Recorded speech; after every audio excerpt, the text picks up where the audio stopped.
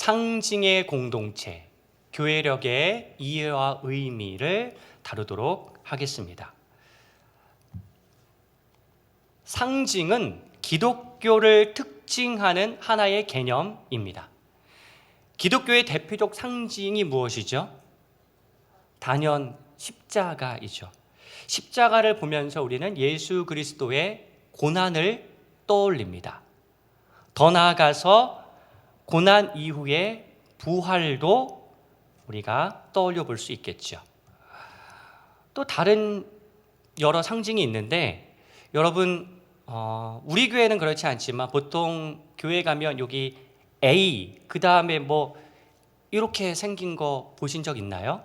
이게 그리스 헬라 알파와 오메가를 의미합니다. 영어로 하면 A부터 Z까지 처음과 나중 되시는 예수 그리스도를 의미해요. 그리고 또 XP 뭐 이렇게 돼 있는 거 보신 적 있나요? 그것도 크리스토스의 앞 두 자. 그래서 키로로 이제 그리스도 알파벳을 읽는데 그렇게 그 크리스토스를 의미하는 그러한 상징이 있습니다. 여러분 또 기독교의 여러 상징 중에 방주가 있죠. 방주는 구원, 교회를 의미합니다. 하나만 더 예를 들면 물고기, 그냥 이렇게 해서 그냥 단순하게 그리는 그것은 누구의 고백입니까? 베드로의 고백, 익투스, 주는 그리스도시요 살아계신 하나님의 아들이십니다 라고 하는 그 고백을 담은 그 물고기를 고백을 물고기로 상징화해서 기독교인들끼리 내가 기독교인이다, 그리스도인이다 서로를 알리는 기독교인의 정체성을 나타내는 대표적인 상징이 되었죠. 여러분 그런데 우리가 유의할 점이 하나 있는데 상징은 수단이지 그 자체가 목적은 아니라는 걸 알아야 합니다. 여러분 십자가를 내가 걸고 있으면 하나님께서 무조건 보호해 주신다라고 여기고 십자가를 깊이 있게 묵상하지도 않는다면 그건 십자가의 외형을 내가 걸고 있긴 하지만 십자가의 능력은 전혀 체험할 수 없는 경우가 되는 거죠. 그러니까 십자가 자체가 목적이 되고 십자가가 있으면 무조건 보호해 줄 거라고 하는 그러한 잘못에서 이렇게 벗어나야 합니다. 여러분 방주는요, 우리가 더 많은 그리스도인을 방주 안으로 들어오게 하자라고 하는 의미의 상징으로 어떤 수단이 되어줘야 되는데 우리 방주 안에 없으면 지금 현재 교회에 없으면 내가 말도 안 섞을 거야 라고만 한다면 그것은 상징을 잘못 이해한 것입니다. 여러분 물고기를 서로 그려주면서 우리가 단순히 물고기만 그릴 것이 아니라 사랑도 함께 전해야 하는데 그 사랑을 전하기 위한 어떤 수단이 되는 상징인데 실제로 사랑하지도 않으면서 열심히 물고기만 그린다면 그것 또한 아무런 능력을 발휘할 수 없는 상징이 되겠죠. 마치 우리가 지금 축복송을 할 때 겉으로만 축복하지 속으로는 욕하고 있다면 그것이 아무런 능력을 발휘하지 못하는 것과 같습니다. 이처럼 상징은 우리가 더 신앙생활을 잘하기 위해서 그리스도에게 더 가까이 나아가기 위해서 이용하는 도구적 역할을 합니다. 여러분 초대교회에서 상징 체계가 절대적으로 필요했던 까닭이 무엇일까요? 그때는 성경을 읽을 수가 없었어요. 그렇죠. 그래서 구전을 통해서 말씀을 전해 듣거나 여러 기독교적 상징을 통해서 예수 그리스도를 떠올리려는 시도를 해야지만 신앙을 이어갈 수 있었기 때문에 이러한 상징은 매우 중요했죠. 그래서 떡과 포도주를 나누는 성찬식, 또 세례식에서 물을 사용하는 예식 모두 이러한 상징을 통하여 신비를 경험하게 만드는 아주 중요한 상징, 기독교를 이어가는 상징이었습니다. 그러한 상징 체계 중 하나가 바로 색입니다. 여러분 교회는요 사용하는 색이 몇 가지죠? 4가지예요 크게. 그래서 흰색, 붉은색, 이게 지금 보라색 맞나요? 예, 보라색, 초록색 이렇게 네 가지의 상징적인 색깔이 교회, 기독교의 어떤 의미를 상징적으로 부여하여서 공동체가 함께 예수 그리스도를 경험하고 공유하게 만듭니다. 여러분, 흰색은요 무엇을 상징할까요? 그냥 한번 떠올려 보세요. 흰색 하면 뭐가 떠오르세요? 순결, 평화? 네. 여러분, 맞습니다. 흰색은요 순결, 거룩, 기쁨, 축제 이런 의미를 담고 있어요. 붉은색은 무엇일까요? 무엇을 의미할까요? 붉은색은 좀 쉽죠? 네. 보혈, 그 다음에 불, 성령의 불길을 의미합니다. 보라색은 무엇을 의미할까요? 보라색은 참회, 준비를 의미합니다. 끝으로 초록색은 성장을 의미합니다. 이렇게 네 가지의 상징적인 색을 소개해 드렸고요. 이렇게 이해한다면 이 절기에는 이 색이 어울리겠구나 대략적으로 이렇게 떠올리실 수 있을 거예요. 근데 이 한 가지씩 살펴보기 전에 우선적으로 제가 하나 더 설명을 드린다면 교회 절기, 교회력에는 절기 기간과 비절기 기간이 나뉩니다. 절기 기간은 언제를 얘기하냐면 교회의 절기가 시작하는 대림절부터 부활절까지, 그래서 12월 혹은 11월부터 4월 또는 3월 정도까지가 절기가 모여있는 절기 기간이고요. 그 외의 기간을 비절기 기간이라고 합니다. 그래서 이 비절기 기간에는 보통 초록색을 많이 사용하거든요. 그래서 교회에 가면 보통 초록색이 많이 보일 거예요. 그 이유는 비절기 기간에는 초록색을 사용하기 때문이라고 아시면 됩니다. 자, 그럼 이제 흰색부터 볼 텐데요. 여러분, 흰색, 거룩, 기쁨, 축제와도 같은 기독교에서 교회 전통에서 기쁨, 축제와 같은 날이 두 날 있죠. 언제와 언제예요? 성탄절과 부활절. 여러분들 이미 알고 계신데 제가 정리해 드리는 거예요. 맞습니다. 여러분, 성탄절과 부활주일 이 두 날은요 흰색을 사용합니다. 제가 성탄절은 절이라고 했고 부활절은 주일이라고 한 이유는 성탄절은 특정한 날 12월 25일이기 때문이고 부활주일은 그 주일, 일요일에 해당하기 때문에 이렇게 구분해서 절, 주일 나눴고요.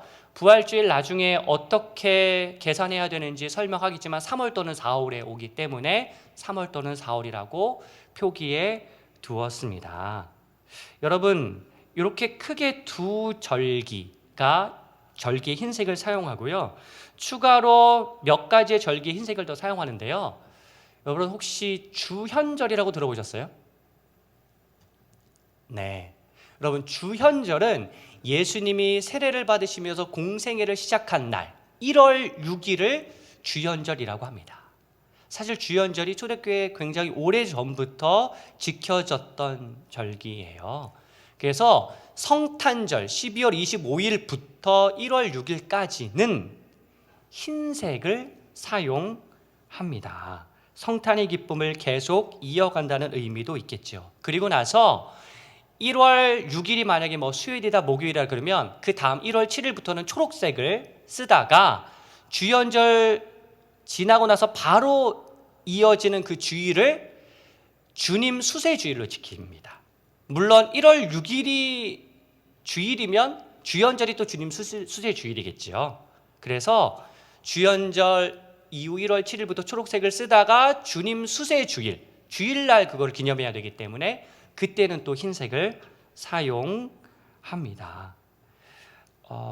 그리고요, 여러분, 부활절 이후 50일이 지나면 뭐가 나오죠? 오순절 성령강림 주일이 나오죠. 성령강림 주일 전날까지 흰색을 사용해요. 그러니까 49일 동안 흰색을 사용하는 거죠. 자, 이게 좀 대표적이고요. 그리고 이 부활주일부터 성령강림 주일 전날까지 흰색을 사용하는 이유는 우리가 계속해서 부활의 기쁨을 누리자라고 하는 의미도 이 안에 담겨 있습니다. 이 흰색을 쓰는 날이 세 가지 더 있어요. 여러분, 거룩하다 여겨지는 날, 이때 이제 흰색을 쓰는데 그 중에 하나가 뭐냐면 산상변모주일. 예수님이 변화산에서 거룩하게 변화되신, 복음서로 보면 1799 이렇게 암기하는데, 마태복음 17장, 마가복음 9장, 누가복음 9장에 보시면 예수님이 변화산에서 변화산에 제대로 올라가셨을 때 거룩한 모습으로 변화가 돼요. 그래서 이 산상변모주일은 언제냐면 사순절 그 기간이 시작하는 전주일, 나중에 나오겠지만 제의 수요일 그 주의 주일인 겁니다. 그때가 이제 산상변모주일이고요. 그 다음에 삼위일체주일. 삼위일체주일은 또 굉장히 신비로운 날이잖아요. 그래서 이 거룩한 하나님을 기념하는 날이라서 또 흰색을 사용하는데, 그거는 성령 강림주일, 다음 주일이 삼위일체 주일이고요. 끝으로 왕이신 그리스도 주일인데요. 이건 여러분 절기의 시작이 언제이죠? 교회력의 시작이 언제이죠? 대림절이죠. 대림절 전주일이 그러면 절기상 마지막일 거 아니에요. 교회로 따지면 그 날이 바로 왕이신 그리스도 주일입니다. 그건 뭐냐면 그리스도께서 왕으로서 통치하신다, 그리고 다시 이 땅에 오실 것이다, 그것을 함께 우리가 기대하며 기다리는 그러한 의미를 담아 우리가 이 날을 제정하여 지키게 되어 있어서 이때 다 흰색을 사용하는 겁니다. 여러분, 이해가 되시나요? 네. 표정이 안 좋으신데, 나중에 이해하기 쉽게 달력이 있어요. 그 총회 홈페이지에 가면요, 매년 달력으로 다 이렇게 해줍니다. 그 구분을 해줘요. 그래서 그거 참고하시면 되는데, 제가 그리고 2021년 달력은 2층 게시판에 걸어뒀고 2022년 거는 필요하신 분 제가 출력해서 드릴 수 있어요. 그러니까 관심 있는 분은 받아가시면 됩니다. 여러분, 이제 다음 색을 알아보기 전에 우리는 성탄주일의 시기에 대해서 좀 생각해 볼 텐데요. 여러분, 성탄주일과 부활주일이요. 성탄주일은 사실 쉽습니다. 12월 25일이 성탄절이잖아요. 그 주의 주일이 대림절 넷째 주일임과 동시에 성탄주일입니다. 그러니까 올해는 12월 25일이 무슨 요일이에요? 토요일이죠. 그러니까 12월 19일이 대림절 넷째 주일이면서 성탄주일이에요. 그런데 우리 교회는 그냥 26일 날로 성탄주일을 지킨다고 하는데, 원래는 12월 19일이 성탄주일이고요. 그게 대림절 넷째 주일이고, 그럼 역순으로 12일, 5일, 11월 28일, 그 11월 28일이 대림절 첫째 주일이 되겠죠. 그렇죠? 네, 지금 함께 오고 계시죠? 네. 근데 이제 성탄주일은 쉬운데 부활주일이 좀 어려워요. 여러분, 부활주일의 시기를 혹시 아시는 분이 있나요? 아시는 분? 네, 여러분, 부활주일은요, 춘분 후 만월, 그러니까 보름달, 음력으로 만월이 지난 첫 주일이다. 여러분, 춘분은요, 밤과 낮의 길이가 같은 날이죠. 양력으로 3월 21일, 윤년일 때는 3월 20일이래요. 그래서 이 춘분이 지난 다음에 보름달이 뜨는 그 15일, 음력 15일이 지나고 나서의 첫 주일을 부활절로 지킵니다. 여러분, 2022년 예를 들면요, 여러분 2022년에도 이제 윤년이 아니니까 춘분은 3월 21일이겠죠. 그리고 제가 찾아보니까 보름달이 뜨는 시기가요, 3월 18일과 4월 17일입니다. 여러분들 4월 17일 보름달이 뜨는 그 음력 15일이요, 주일이에요. 그럼 만약에 이 표현대로 하면 4월 17일 날 보름달이 뜨니까 그것이 지난 첫 주일이라서 4월 24일이 부활절이 돼야 되겠죠. 근데 그렇지 않아요. 부활절은 4월 17일입니다. 15일 그때를 부활절로 지켜요. 그래서요, 저는 이 표현이 대중화되어 있는데 이 표현보다 더 정확한 표현은 춘분 후, 춘분은 지나야 돼요. 그러니까 예를 들어서 3월 21일과 만월이 겹치면 그 다음으로 넘어갑니다. 근데 이 춘부는 만월이 만약에 주일이라면 그때가 바로 부활주일이거든요. 그래서 춘부는 만월이 되는 시점에 첫 주일이 부활주일이다. 이렇게 이해하시면 됩니다. 네. 제가 죄송해요. 이게 PPT를 좀 더 친절하게 만들었어야 됐는데 제가 좀 거칠게 만들어서 아무튼 그래요. 자, 여러분 우리가 다음 색 보기 전에 이것도 한번 고민해 볼 필요가 있어요. 여러분 성탄절이 12월 25일인데 다들 아시죠? 12월 25일 날 예수님이 태어나신 건 아니라는 거. 그렇죠? 그리고 부활절도 계속 바뀌잖아요. 그리고 또 어떤 사람은 이게 뭐 이교도의 영향을 받았다, 태양신과의 관련이 있다, 뭐 이런 식으로 이야기를 하시는데 중요한 건 뭐냐면 교회의 전통이 성탄절과 부활절을 제정했어요. 그러면 우리는 그 교회의 전통에 입각해서 이날을 지키면 됩니다.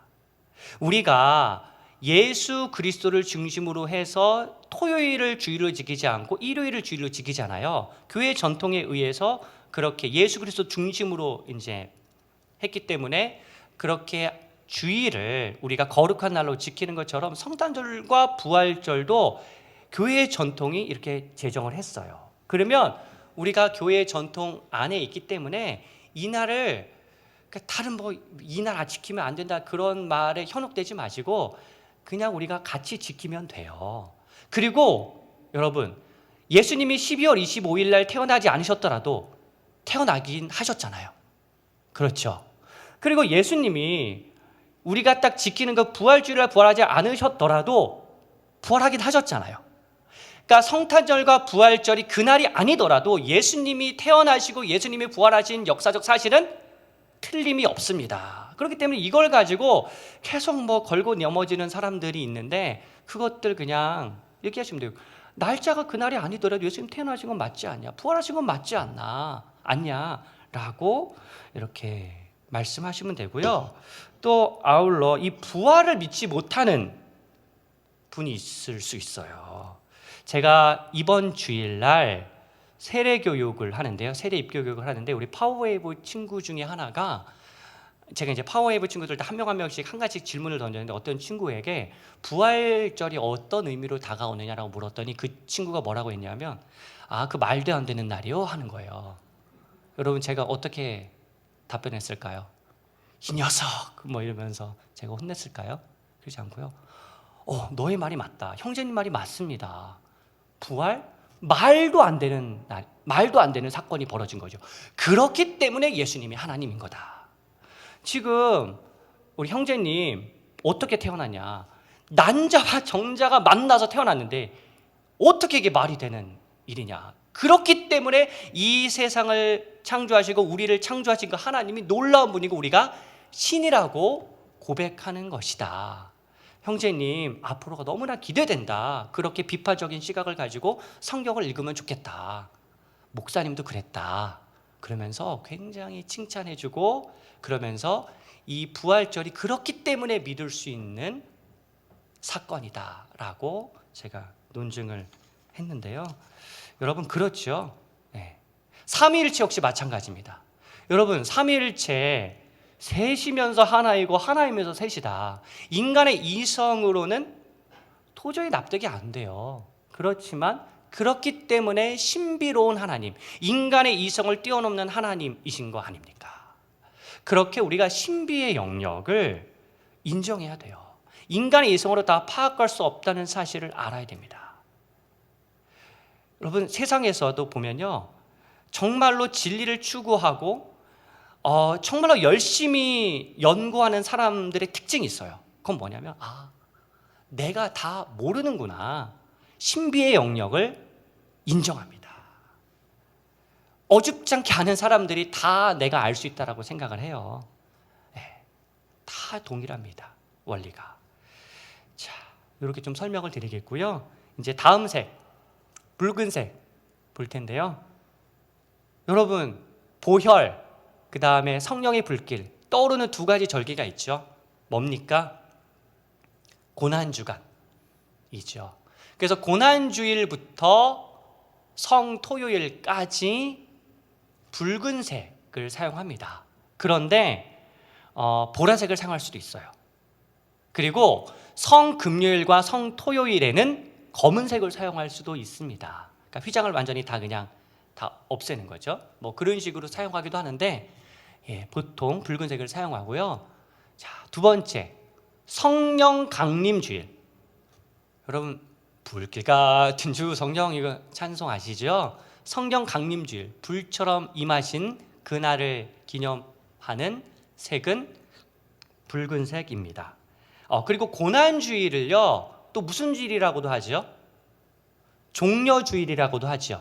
호산나 다윗의 자손이여, 그러면서 종려나무 가지를 들고 사람들이 예루살렘으로 입성하시는 예수님을 막 찬송했던 그때가 또 종려주일이기 때문에 또 종려주일이라고도 합니다.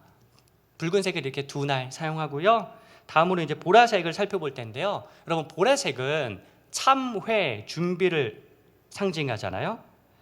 우리가 굉장히 기독교 역사에서 아주 중요한 두 날을 기다리면서 보내요. 그때가 언제와 언제입니까? 대림절과 사순절이죠. 그래서 대림절 첫째 주일부터 크리스마스 이브인 12월 24일까지는 보라색을 사용합니다. 근데 이제 12월 24일에는 보라색을 쓰다가 뭐 저녁에 흰색으로 바꿀 수 있어요. 그런데 보통 이때 보라색을 사용해서 우리가 예수님이 오심을 기대하는 마음으로 기다리는 거예요. 그래서 보라색을 사용하고요. 또 사순절 기간에는 또 예수님의 십자가를 기다리면서 보라색을 쓰죠. 아까 제가 고난주간에 붉은색을 쓰지만 보라색을 쓰기도 한다라고 했잖아요. 뭐 그렇기 때문에 사순절 기간은 뭐 이렇게 보라색이라고 보시면 되겠고, 여러분, 그런데 이 사순절 기간을 잘 계산해야 되는데요. 부활절 이후에 50일은 성령 강림 주일은 77에 49에서 49일이 지난 그 다음 주, 49일이 지난 그 주가 바로 오순절 성령 강림 주일인데요. 여러분, 사순절은요 좀 달라요. 사순절은요 7일 다 계산해서 앞으로 넘어가지 않고요. 주일을 뺍니다. 그러니까 6 곱하기 6을 해야 돼요. 그래서 66에 36 한 다음에, 왜냐하면 이제 그러니까 주일은 매 주일이 부활이잖아요. 그래서 부활의 기쁨을 누리는 그때는 사순절로 계수하지 않기 때문에 66에 36에서 6주가 지난 다음에 토요일, 금요일, 목요일, 수요일, 이때가 바로 40일인 거예요. 사순절 앞이, 부활절 전 40일이 수요일 날 시작을 하는 겁니다. 그래서 이날을 뭐라고 명명합니까? 제의 수요일.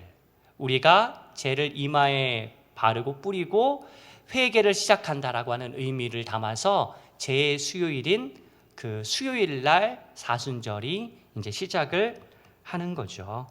그리고 나머지 날에는 다 초록색을 쓴다라고 보시면 됩니다. 괜찮으세요? 네. 이상의 그 절기와 색을 통해서요, 우리가 무엇을 알 수 있을까요? 여러분, 교회력이 누구를 중심으로 되어 있습니까? 예수 그리스도를 중심으로 구성되어 있습니다. 우리의 중심이 늘 항상 예수 그리스도여야 하고, 그것이 그대로 교회력에도 반영이 되어 있습니다. 그리고 그 외의 절기들이 있어요. 뭐 맥주 감사주일, 7월 첫째 주, 뭐 이것은 그 한국의 보리 추수와 관련이 있고, 또 11월 셋째 주일, 추수감사주일은 미국이 아메리카 대륙에 도착해서 그 영국인들, 청교도인들이 아메리카 대륙에 도착했을 때 그때 감사했던 그날을 기념하는 날이죠. 그래서 미국의 절기, 미국의 영향을 받았기 때문에 우리나라 같은 경우에는 추석 그 시점에 또 이 추수감사주일을 지키기도 합니다. 그리고 그 외에도 뭐 어린이주일, 어버이주일, 환경주일, 장애인주일, 북한 선교주일, 교회학교 교사주일 막 여러 가지 많이 있어요. 그것들은 다 그 외의 절기들이다라고 보시면 됩니다. 저는 이 공식적인 절기는 아니지만 꼭 지켰으면 하는 날이 있는데요. 그날은 종교개혁 주일입니다.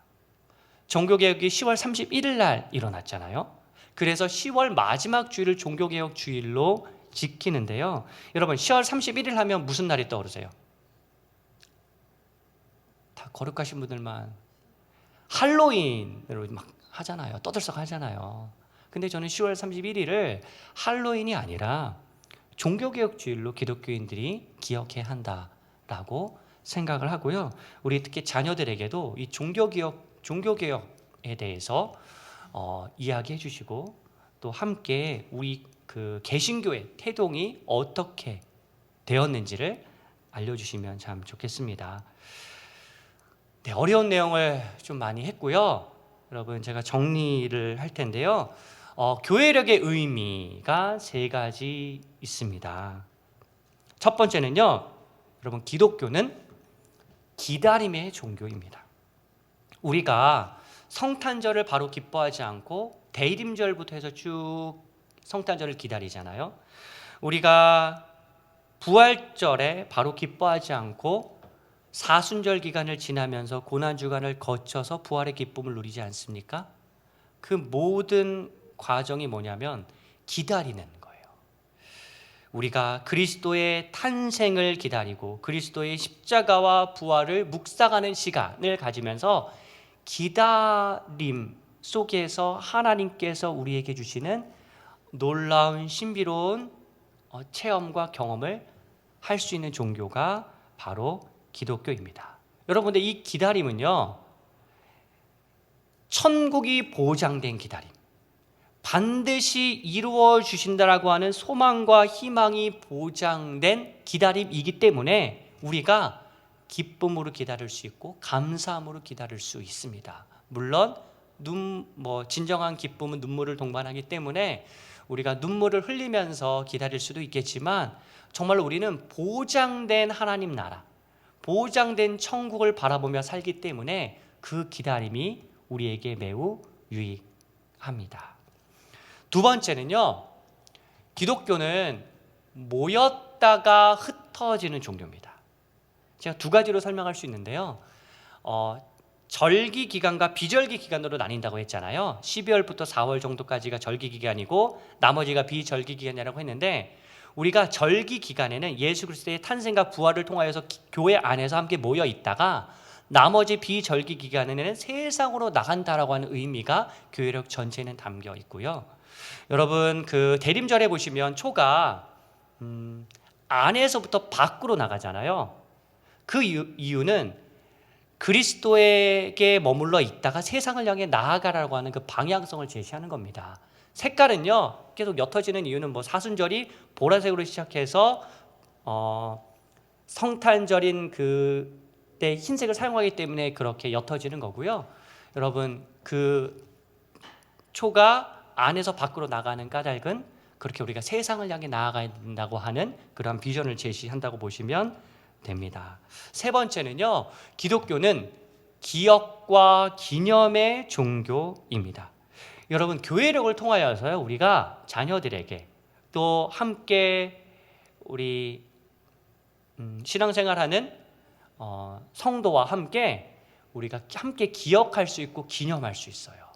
예수님이 탄생하시고 부활하신 그날을 함께 기념하면서 함께 기억하면서 우리가 신앙의 교제를 나눌 수 있고 이러한 역사적 사건을 자녀들에게 알려주면 어떠한 그냥 잔소리하는 것보다 더 의미 있고 가치 있게 우리가 대화를 나눌 수 있습니다. 예수님의 고난에 대해서 이야기를 해주면서 우리가 고난에 대해서 자녀가 알 수 있도록 대화를 나눌 수가 있겠죠.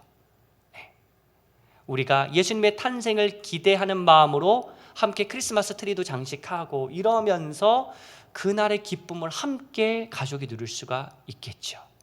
그렇게 우리가 교회 여러 절기들이 이러한 기억할 수 있게 예수님을 그리고 예수님을 기념할 수 있게 제정된 아주 의미 있는 시간들이기 때문에 그 시간들을 잘 활용하시면 좋겠습니다.